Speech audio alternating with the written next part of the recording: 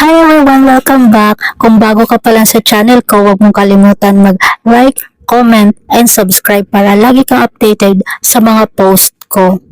Pag-uusapan natin ngayon ng isa sa pinag-uusapan online.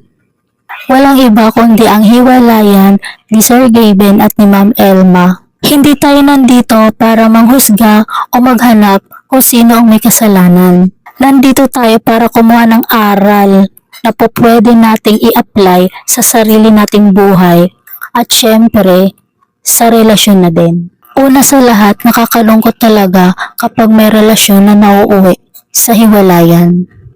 Lalo na kung marami ang naniniwala at sumusuporta sa kanilang pagsasama. Hindi lahat ng relasyon na mukhang masaya sa camera ay masaya rin sa likod nito. Bilang mga viewers, nakikita lang natin ang ilang minuto ng kanilang buhay. Hindi natin alam ang buong kwento, mga pinagdaanan at syempre yung sakripisyo at mga problemang hindi ipinapakita sa publiko.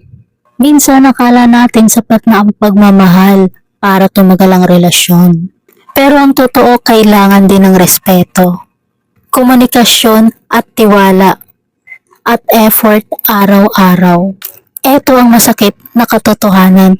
Hindi lahat ng mahal mo ay mananatili. At mas masakit pa rito, may mga taong mahal ka pero hindi na kayang ipagpatuloy ang relasyon.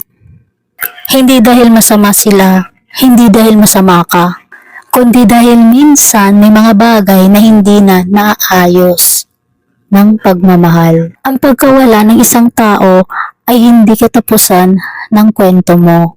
Minsan ang akala nating ending ay simula pala ng bagong direksyon, ng mas magandang direksyon para sa atin. Sa huli, respeto pa rin sa kanila. Tanging sila lamang ang nakakaalam ng tunay na kwento ng relasyon nila. Bilang mga taga-subaybay, mas maganda na magbigay tayo ng pang-unawa kesa panghuhusga.